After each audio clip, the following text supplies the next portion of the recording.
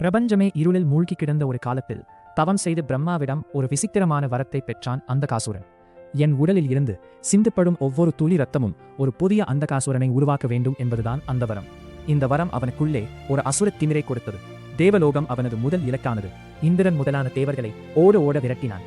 தேவர்கள் எரிந்த ஆயுதங்கள் அவன் உடலை தாக்கும்போது சிந்திய ரத்தத்திலிருந்து ஆயிரக்கணக்கான அந்தகாசுரர்கள் தோன்றி தேவர்களையே சூழ்ந்து கொண்டன. என்னை தொடக்கூட உங்களால் முடியாது என்று கொக்கரித்தபடி தேவர்களின் தலைமுடியை பிடித்து இழுத்து அவமானப்படுத்தினான். முனிவர்களின் யாகங்களை கலைத்து உலகத்தையே ஒரு நரகமாக மாற்றினான். மரணப் பயத்தில் நடுங்கிய தேவர்கள் கைலாய மலைக்கு ஓடிச் சென்று சிவபெருமானின் பாதங்களில் விழுந்தனர்.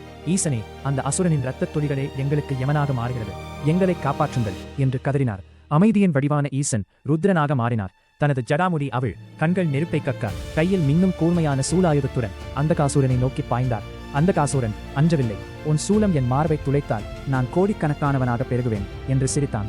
ஈசன் தனது சூலத்தால் அசுரனின் மார்பை ஓங்கி பிளந்தார். ரத்தம் பீரிட்டு பாய்ந்தது. அசுரன் எதிர்பார்த்தபடியே இரத்தத் துளிகள் தரையை நோக்கி விழுந்தன. ஆனால் அங்கே ஒரு அதிசயம் நடந்தது. சிவபெருமான் தனது சக்தியிலிருந்து சப்த மாதர்களை 7 தெய்வீகம் தாய்மார்கள் உருவாக்கினார்.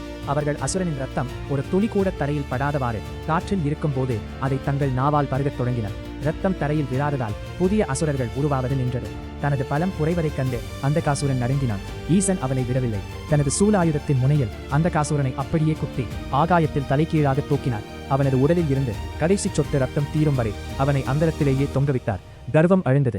ரத்தம் வற்றியது. மரணத்தின் விளிம்பில் நின்ற அசுரன், ஈசனே, என் அகந்தை அழிந்தது, என்னை மன்னித்து உமது அடிமையாக்கிக் கொள்ளும் என்று கதறினான். கருணை கடலான ஈசன் அவனை தனது கண்களில் ஒருவனாக ஏற்றுக்கொண்டு அவனுக்கு முக்தி அளித்தார். தலைவா, தேவர்களையே நடுங்க வைத்த அந்தகாசுரனை தூக்கி எறிந்த இந்த சம்பவம்தான் சிவபெருமானின் ஆக்ரோஷத்தின் உச்சம்.